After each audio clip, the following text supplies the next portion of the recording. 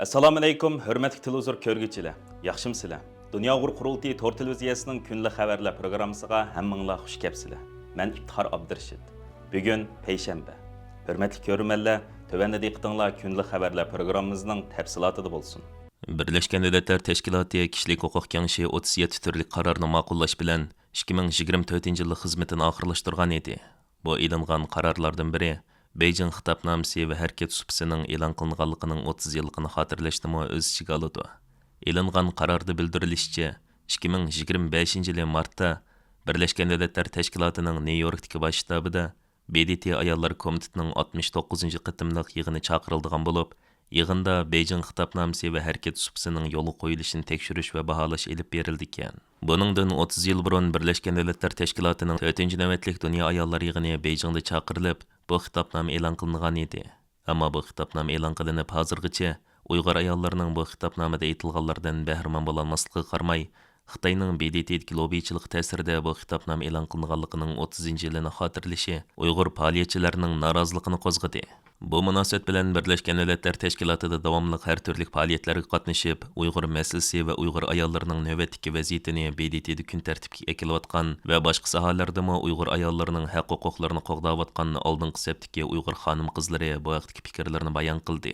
Bulardan Dunyo Uyg'ur qurultiyining tashqi ishlarga mas'ul muavin raisi Zumratay Erkin ushbu xitobnomaning 30 yil burun ayollarning huquqini qo'g'dash uchun e'lon qilingan bo'lsa-mu, yana mazkur xitobnomaga to'liq amal qilinmaganligini, Beijing xitobnomasi garchi Xitoyda imzolanib e'lon qilingan bo'lsa-mu, Xitoyning Uyg'ur ayollarining haqqini qo'g'dashda tugul, taqimi dafsani qilayotganlik haqida to'xtalish bilan birga, bu ahdnomaning mohiyatini tushuntirib, mundaq dedi.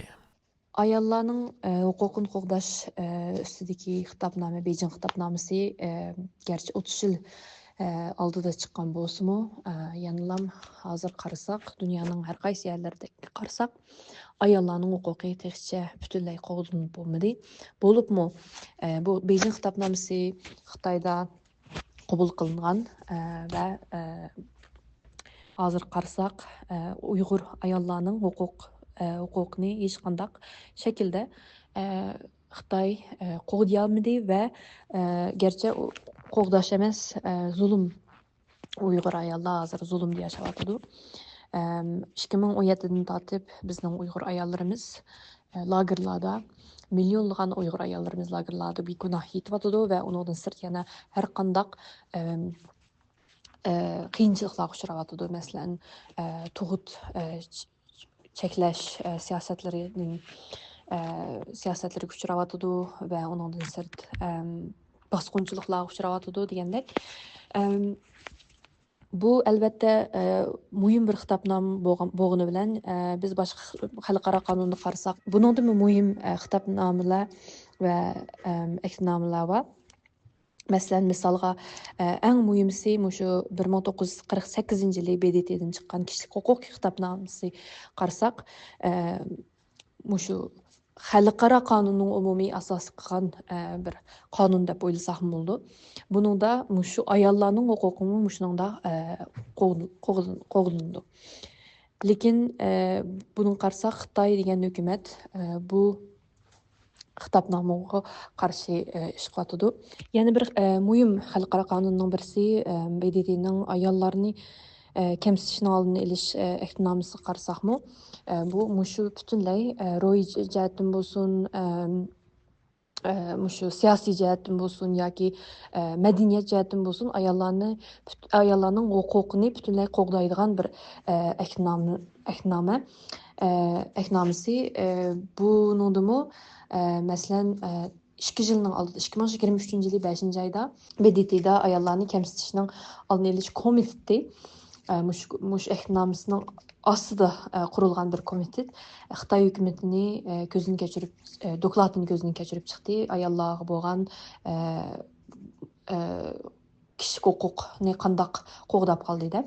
Shu jarayonda Dunyo Uyg'ur qurultiyi shu BDTning ayollarni kamsitishning oldini olish komitetiga doklad sunib, Uyg'ur ayollarning irqiy qirg'inchilikka uchrayotganligini isbotlab buni avatgan edi va shu ko'zdan kechirish faoliyatdami BDT'da mushu yig'inlarga qatnashib mushu komitet a'zolari bilan ko'rishgan edi. Shu chog'dami mushu BDTning ayollarni kamsitishning oldini olish komitetimi Xitoy hukumatiga Xitoydagi faqat Uyg'ur ayollar emas, Xitoy ayollar, Tibet ayollar, har qaysi ayollarning huquqini qo'g'dab qolmaganligini tanqidladi va buni o'tirib qo'yib nurg'unlagan muhim va ig'ir savollarni so'rgan edi. Demak, bu Beijing xitobnomasi garchi 30 yil oldida shundoq muhim bo'lgan bo'lsa-mu, yana Xitoy hukumati nurg'unlagan BDTning chiqqan va xalqarodagi ayollarni huquqini qo'g'daydigan qonunlarga hech qaysiga e'tirof qilmaganligi chiqib turdi. Dünya Uyghur Qurultayı İcraiya Komitetining raisi va Uyg'ur harakati tashkilotining direktori Ro'shan Abbos xonim BDTning Beijing xitobnomasi va harakat supasini xotirlash haqidagi qaroriga qarata o'zining ko'z qarashini o'rtoqlashib o'tdi. 4-cü qitimli xalqaralıq ayollar yığını hem bunun mana bu yıl 30 yıl bo'latıdı. Ama Uyghur ayolları bolsa bu 30 yıldan mabeyni ayollarning haq huquqlarini chiroyli tasvirlab yezib qo'ygan bu atalmış kitobnomada e'lon qilgan yolg'on va'da, yolg'on haq huquq kapolatlarining biridanmi bahramon bo'lolmaslik u yoqda tursin. Uyg'ur ayollari har zaman Xitoy hukumatiningki uzun yillardan davomlashayotgan assimilyatsiya va kulfat zulmlarininki eng og'ir qurbonlari bo'lib keldi. Navbatda bo'lsa Xitoy hukumatiningki Uyg'urlarga qaratgan navbatdagi Uyg'ur irqiy qirg'inchiligi bilan Uyg'ur ayollari hamma yerda mecburi emgak silinyaptı, jazo lagerlariga solinyaptı. Mening hadam Gulshan Abbos va tonilgan tadqiqotchi Rayla Davud va shuning o'xshash sonsiz sanoqsiz Uyg'ur ayollari bugungi kunlarda bo'lsa turmalarda begunoh holda yetyapti. Uyg'ur ayollari eng aqalli bo'lgan bir insonlik haq huquqlariga ega bo'lmasning ustiga Uyg'ur ayollarining badallari bugungi kunda Xitoy hukumatining Uyg'urlarga top yakun yurgizayotgan bu irqiy qirg'inchilik va insoniyatga qarshi jinoyatlari elib berilayotgan jang maydonlariga aylandi. Uyg'ur ayollarining duch kelayotgan qismatlari shu qadar echinishliqki, bu Birlashgan Davlatlar Tashkilotidagi siyosatchilar bo'lsa, Xitoy hukumatining 30 yilning oldida dunyoni oldigan bu xitobnomasi bilan texi bo'ldi qilmay, xitobnomining 30 yilligini xotirlamoqchi bo'lib, texi Xitoy hukumati bilan tang bu irqiy qirg'inchilikning sheriklari va jinoyatchilari bo'lyapti. Qarorda yana ayollarning salomatligi, bo'libmi ayollarning tug'ish iqtidorini, huquq manfaatini qo'g'dash o'tiri qo'yilgan bo'lib, Dunyo Uyg'ur Qurultayining taftishi va Gollandiyadagi jazo lageri shoidi Qalbinur Sidiq xonim bu vaqtda to'xtalib, aslida u xitobnomining ro'yi bo'yicha bo'lganda butun dunyodagi ayollarning jumladan Sharq Turkistondagi ayollarning haq huquqi kapolatga erishishi, hatto xitobnomada deyilgandek o'z taqdirini o'z belgilash huquqiga erishish kerakdi. Ammo Uyg'ur ayollarining huquqi kapolatga erishish u yoqda tursin, aksicha Uyg'ur qiz ayollarining haq huquqi kishilik qadr-qimmati ig'ir darajada dafsan qilinib, irqiy qirg'inchilik nuqtasiga yetib kelganligini o'ttirib qo'ydi. Bu yil Beijing xitobnomasi e'lon qilinig'ili 30 yil bo'ldi. Aslida bu xitobnoma ro'yi bo'yicha bo'lganda butun dunyodagi ayollarning, jumladan Uyg'uriston, Sharq Turkistondagi ayollarning haq huquqi kapolatga erishishi, hatto xitobnoma deyilgandek o'z taqdirini o'z belgilash huquqiga erish kerak edi. Ammo bu xitobnoma e'lon qilingandan keyingi 30 yilga qaraydigan bo'lsak, Uyg'ur ayollarining huquq kapolatga erish u yoqda tursin. Aksicha bu 30 yil ichida yildan yilga Uyg'ur xalqining, jumladan Uyg'ur qiz ayollarining huquqi, kishilik qadr-qimmati og'ir darajada dafsanda qilinib, irqiy qirg'inchilik nuqtasiga yetib keldi. Millionlagan qiz ayollar jazo lagerlariga solandi. Uyg'ur qiz ayollari Xitoylar bilan majburiy yoki istiqillik holda to'y qilishga zo'rlanib, assimilyatsiya qilishga va oyoq osti qilinishga uchirdi. Majburiy holda tug'maslik operatsiyasi qildirildi va uzuk soldirildi. Demak, atalmış Beijing xitobnomasi Uyg'ur xalqiga va Uyg'ur ayollariga kelganda hech qanday rolni joriy qildirilmadi. Men bir jazo lager shohidi va shu qirg'inchilikni o'z ko'zim bilan ko'rgan, yashagan biri bo'lib sifatim bilan BDTni o'zining rolini joriy qildirib, Uyg'ur masalasiga kelganda qo'sh o'lcham qo'llanmaslikqa va BDTni Xitoyning ta'siri ostida qolmaslikqa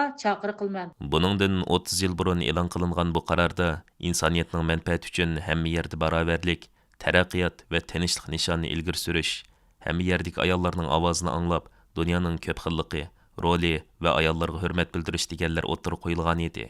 Ammo bu xitobnoma e'lon qilinib, 30 yildan keyingi bugungi kunda Uyg'ur ayollarining kelgan amaliy ahvolining bu xitobnomada e'lon qilinganlardan to'liq uzoq ekanligi haqida o'zining ko'z qarashini bildirgan Dunyo Uyg'ur Qurultayi ayollar komiteti mudiri va Shvetsiya Uyg'ur birligining mudiri Baxtinur Abdurahim xonim o'zining bu vaqtdagi ko'z qarashlarini o'rtoqlashdi. 1995 yıldan taki 2025 yılgacha 30 yıl aralıkta bu konferansda dünyaya jakalangan xitapnamada va'dalarning Xitoyninki ig'ir zulmi astida Uyg'ur xonim qizlarga 20 nuqtaning birsimi haqiqiy ijro bo'lmagan. Aksicha Uyg'ur xonim qizlar, Uyg'ur balalar dunyoda misli ko'rilmagan zulmni beshdan kechiryotdi. Masalan, irqiy qirg'inchilik, dahshatlik bostirishlarga uchragan. Ayni vaqtda 1995 yili 15 sentabr kuni Beyjingda chaqirilgan BDT 4 qitimliq dunyo ayollar yig'inida 20 turli qaror ma'qullangan bo'lib, bu Birleşken Devletler Teşkilatı 16 qitimliq umum yig'inda tasdiqlanib, Beyjing xitobnomasi va harakat supsi deb e'lon qilingan edi.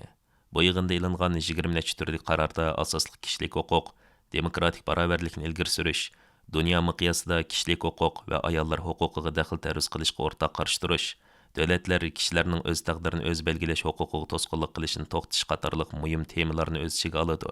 Mutaxassislar va siyosiy analizchilar navbatda BDTning Xitoyning ta'siri ostida qolganligidan va ayni vaqtda e'longan qarorlar bo'yicha e'lon qilingan bu xitobnomaning Uyg'ur ayollariga kelganda iqi qog'oz qora siyoh bo'lib qolganligidan afsuslanmoqda ekan va BDT Uyg'urlarga kelganda o'zining rolini joriy qildira olmadi deb qaraydi ekan.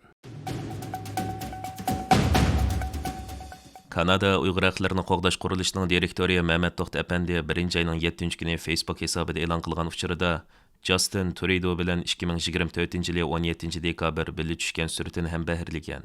Hamda bu sobiq bosh ministrning Uyg'urlar uchun qilgan xizmatiga alayda rahmat aytgan. Kanada bosh ministri Justin Trudeau 10 ming Uyg'urni Kanadaga makallashtirish programmasi, ya'ni M62 ni qo'llab bilet tashlagan siyosiyon bo'lib, Uyg'urlar masalasiga qo'shgan ijobiy tuhfasi Kanadadagi Uyg'urlar, jumladan muhojiratga Uyg'urlarning maqtashiga sazovor bo'lib kelgan edi.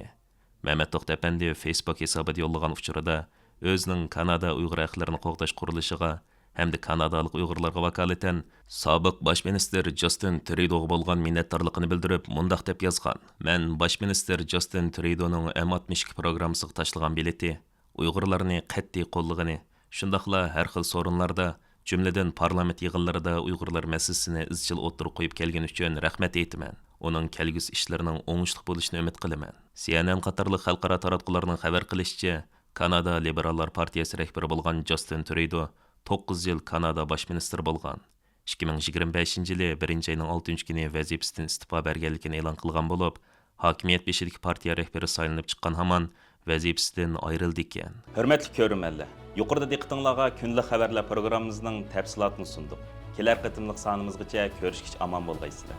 Stansimizning YouTube kanaliga a'zo bo'lishni unutmang. Xayr xo'sh.